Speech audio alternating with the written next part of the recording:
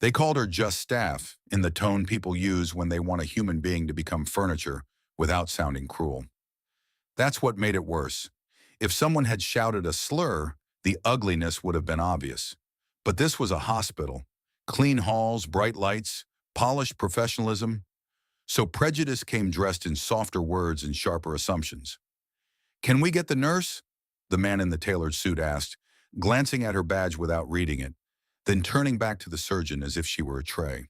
"Not to be rude, doctor, but we need someone who actually understands what's happening. Not just staff."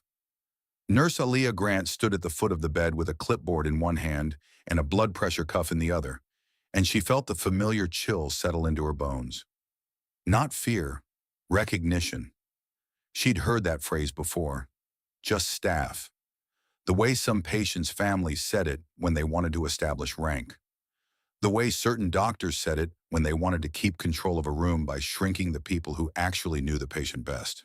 Aaliyah didn't react outwardly because she'd learned what reaction costs in hospitals.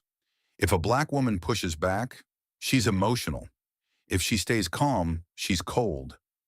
Either way, the room gets to decide what she is before it decides whether she's right.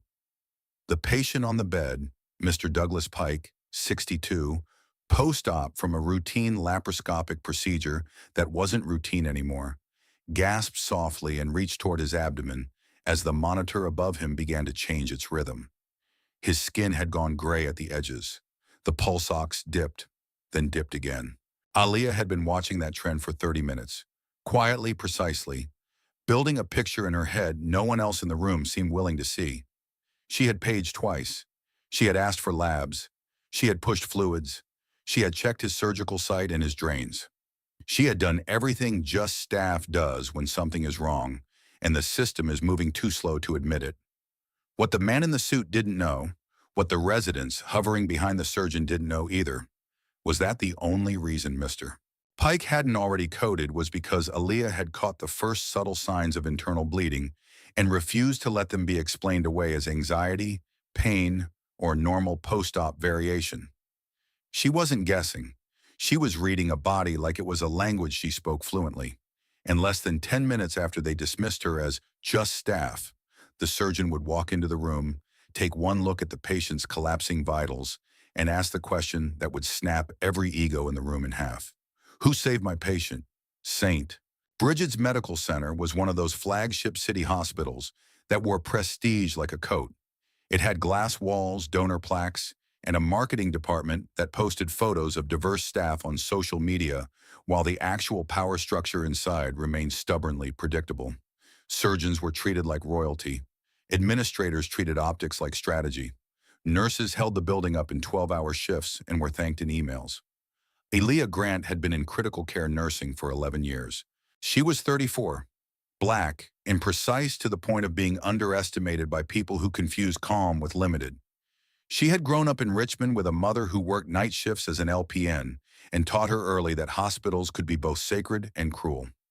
"They'll praise you for saving somebody," her mother used to say, "and still talk down to you like you're lucky to be in the room." Aaliyah had carried that truth into nursing school, into her first job, into every unit she'd ever worked. She liked ICU work because it rewarded vigilance, not charisma. In an ICU, the person who notices first matters more than the person who speaks loudest, or at least that's how it's supposed to be. In reality, hospitals were still full of rooms where the loudest voice got credited for the quietest work. This shift was already heavy when Mr. Pike rolled into the surgical ICU. He'd had a planned procedure, gallbladder removal with a hernia repair, something patients and families were told was straightforward. The surgeon, doctor. Ethan Marlowe was a rising star in general surgery. White, early 40s, brilliant hands, and the kind of reputation that makes administrators forgive arrogance because arrogance looks like confidence on fundraising brochures. Marlowe was good. Aaliyah wouldn't deny that. But he also had the common surgeon flaw of believing the danger ended when the incision closed. He liked clean narratives. Surgery successful, patient stable, family reassured, next case. ICU nurses lived in messier truth. Bodies react, bleeds hide, clots travel, stable changes by the minute. Mr. Pike arrived at 2:15 p.m., pale but responsive, complaining of pain that didn't match the chart. Aaliyah listened, assessed, checked his abdomen, reviewed the op notes, and noticed something subtle. His heart rate was climbing, while his blood pressure stayed just barely acceptable. The nurses around her were busy. 2 admissions, 1 intubation, 1 family meeting that had turned into a crisis. Aaliyah stayed on Pike anyway. She had a feeling, but not the airy kind people dismiss. The trained kind. The kind built from patterns you've seen before. By 2:40, his pressure drifted down in small increments. By 3:05, his skin looked cooler. His drain output was minimal, but minimal output can be wrong output if a tube is blocked. His urine output slowed. He became restless in a way that didn't look like pain alone. Aaliyah paged the surgical resident. No response. She paged again. The resident arrived at 3:22, glanced at the monitor, looked at the chart, and said, "He's post-op. Pain and fluid shifts. Give him time." Aaliyah kept her voice even. "His trend is wrong. I want stat labs, and I want you to physically assess his belly." The resident, white male, mid-20s, tired and overconfident, touched Pike's abdomen for 3 seconds and said, "Soft." Aaliyah didn't argue with his label. She argued with the reality behind it. Soft doesn't mean safe. He's guarding. He's sweating. He's tacky. His pressure is drifting. The resident sighed. "Nurse, I'm telling you," Aaliyah cut in calmly. "Order the labs." He did, annoyed. The labs came back borderline at first, as they often do. Hemoglobin down, but not dramatic yet. Lactate slightly elevated. Enough to raise concern, not enough to force action in a system that loves to wait until it's unavoidable. The resident decided to recheck in 2 hours. Aaliyah decided not to wait. She started a second IV. She prepped blood tubing just in case. She checked the drain line again and found a slight kink. She corrected it, and the drain immediately began outputting darker fluid than it should have. She documented it. She called again. This time Dr. Marlowe was in the OR and couldn't be reached directly. The resident dismissed her concerns again and said, "We're not transfusing off a nurse's hunch." Aaliyah didn't flinch. "Then you can transfuse off the monitor when he crashes. I'm telling you now so we don't get there." The resident walked out irritated. At 4:10, Mr. Pike's family arrived. 2 adults, his daughter Heather Pike, white, early 30s, polished, anxiety masked as control, and her husband Connor. White, late 30s, suit too expensive for a hospital chair. Entitlement too practiced for a crisis. They stood at the doorway, looking around like the ICU was an inconvenience built to stress them personally. Heather asked for Dr. Marlowe immediately. Connor asked why the room was so busy and why Pike looked worse than when we left him. Aaliyah answered their questions patiently because she was trained to handle families, even the difficult ones. She explained that post-op ICU monitoring was precautionary and that they were watching his vitals closely. She did not say, "I think he's bleeding internally yet," because she didn't want to panic them without an attending surgeon present. But she did say, "We have some concerns about his blood pressure trend and we're evaluating." Connor's face tightened. "We paid for the best surgeon in this hospital." Aaliyah nodded. "Dr. Marlowe is excellent." Connor looked down at her badge again, then back up with that same dismissive calm. "Okay, but can we speak to someone in charge?" Aaliyah's tone stayed level. "I'm the ICU nurse assigned to your father. I'm responsible for his immediate monitoring and escalation." Connor gave a short laugh and turned toward the resident, who had just re-entered the room. "Doctor," he said, ignoring Aaliyah completely, "can you explain what's happening? Not to be rude, but we need someone who actually understands. Not just staff. Just staff." Heather didn't correct him. She didn't even look uncomfortable. She simply watched Aaliyah the way people watch someone they have already categorized. Necessary, replaceable, beneath. The resident looked relieved at being treated as authority and said, "He's stable. We're watching him." Aaliyah's eyes narrowed.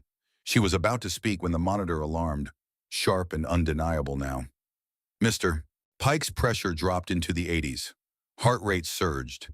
His skin went waxy. The room shifted instantly from social hierarchy to survival." Connor stepped back, startled. Heather's hand flew to her mouth. The resident's face went pale because now stable wasn't a word he could hide behind. Aaliyah moved first. Of course she did. She had already been moving for an hour. Get the crash cart closer, she said. Call the OR. Call Dr. Marlowe. Massive transfusion protocol standby. Now. The resident fumbled for his phone. Heather started crying. Connor demanded, "What are you doing?" As if action itself required his approval. Aaliyah didn't look at him. She didn't have time. She raised Pike's legs, opened fluids, and assessed his abdomen again. Firmer now, distended. The drain output grew darker. She felt fury in her chest, but kept her hands steady. In ICU, steady hands are the only argument that matters. 3 minutes later, Dr. Marlowe arrived. He strode in fast, still wearing OR cap, eyes scanning the monitor. His face changed immediately. Surgeons have an instinct for danger too. They just don't always listen to the people who see it earlier. What happened? Marlowe demanded. The resident started talking too quickly. He was stable, but then he... Aaliyah spoke over him, calm but firm. He's been trending down for over an hour. Pressure drift, tachycardia, cold skin, rising lactate, and now bloody drain output. Suspected internal bleed. I've prepped blood and called for MTP. Marlowe snapped his head toward her. You've been trending this? Yes, Aaliyah replied. I paged twice. Marlowe looked at the resident like a knife turning. You didn't escalate? The resident stammered. Labs weren't... Marlowe cut him off. Labs trail a bleed.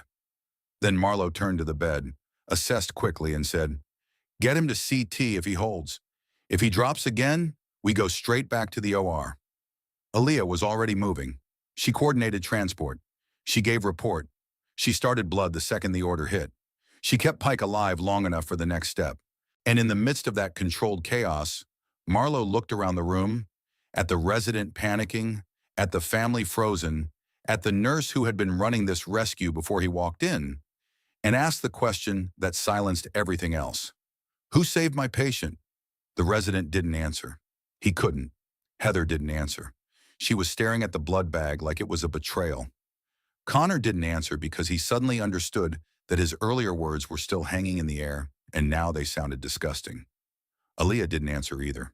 Not because she was humble, because she wasn't there for credit. But Marlowe pointed with 2 fingers toward her. Her, he said. Nurse Grant. She caught it early enough that he's still here. The room went quiet in a different way now. Not crisis quiet. Reckoning quiet. Connor swallowed hard. I didn't... Marlowe snapped. Not now. He turned back to Aaliyah. Stay with him. Aaliyah nodded once. I am. CT confirmed it within minutes. Internal hemorrhage requiring immediate surgical intervention. Mr. Pike went back to the OR and survived, barely, because time matters and Aaliyah had refused to waste it. By the next morning, Mr. Pike was stable in the way ICU nurses respect. Not a word on a chart, but a body whose numbers stopped lying. That afternoon, Marlowe walked into the ICU again, not rushing this time, not in crisis posture. He approached Aaliyah at the station where she was charting and said quietly, You were right. Aaliyah didn't look up right away. Yes. Marlowe hesitated. For the first time, he looked less like a star surgeon and more like a man realizing how close his patient came to dying because of a chain of arrogance. I read your notes, he said. You escalated appropriately. Aaliyah finally looked at him. And I was dismissed. Marlowe's jaw tightened. I'm addressing that. Aaliyah nodded once. Good. He lingered. Also, I heard what her husband said. Just staff. Aaliyah's expression didn't change. Yes. Marlowe exhaled slowly. I should have shut it down sooner. Aaliyah's voice stayed calm. You should have shut it down before my patient's blood pressure did it for you. Marlowe didn't argue. He took it. That mattered. Later, Connor Pike appeared at the nurse's station looking smaller than he had the day before. Nurse Grant, he said, voice awkward. I want to apologize. Aaliyah didn't soften. She didn't harden. She stayed professional. Okay. Connor swallowed. I was scared. Aaliyah met his eyes. Fear doesn't make your words less revealing. You meant it when you said it. Connor's cheeks flushed. Heather stood behind him, crying quietly. We didn't know, Heather whispered. Aaliyah's tone stayed even. You didn't know because you didn't want to know. You saw my skin and my job title and decided I couldn't be the person keeping him alive. Heather's mouth trembled. Thank you, she said. Thank you for saving him. Aaliyah nodded once. You're welcome. Then she went back to her charting. Because gratitude doesn't erase what it costs to earn it. The hospital did what hospitals always do after a near miss that exposes hierarchy. An incident review was scheduled. Notes were examined. The resident was formally counseled. A new protocol was emphasized. Nurse escalation requests tied to trend concerns required attending review within a defined window. Emails were sent. Training modules were assigned. Administrators congratulated themselves for responsiveness. But the real change happened in smaller places. In the weeks after, Marlowe started asking nurses directly, "What are you seeing?" in rounds. Not performatively, seriously. He corrected residents when they dismissed nurse concern as subjective. He stopped letting families treat nurses like furniture in his presence. The first time a wealthy patient's son called a nurse just staff, Marlowe said coldly, "Just staff is the reason your father is breathing. Watch your mouth." Aaliyah heard about that later and didn't feel triumph. She felt tired relief, because it shouldn't take a near-death moment to earn basic respect. Mr. Pike recovered slowly. When he was finally moved out of ICU, he asked to see Aaliyah. He was weaker, voice raspy, but his eyes were clear. "You saved me," he said. Aaliyah shook her head. "We saved you," he insisted. "No, you did." Aaliyah nodded once, accepting it not as praise but as fact. "I'm glad you're okay." He held her gaze. "My daughter's husband was wrong." Aaliyah said quietly, "Yes." Pike swallowed hard. "I heard him. I couldn't speak, but I heard." Aaliyah let that sit. Sometimes accountability starts with one person admitting what they witnessed. When she left his room, she walked past the family lounge where Connor sat alone staring at his phone like it had betrayed him. He looked up as she passed, and for the first time he didn't look through her like she was part of the wallpaper. He looked like a man forced to see what his status had tried to hide. That the person he dismissed had been the person doing the most important work. They called the black nurse just staff, because hierarchy makes some people feel safer than gratitude does. They wanted the doctor's words because they believed authority comes only from one direction.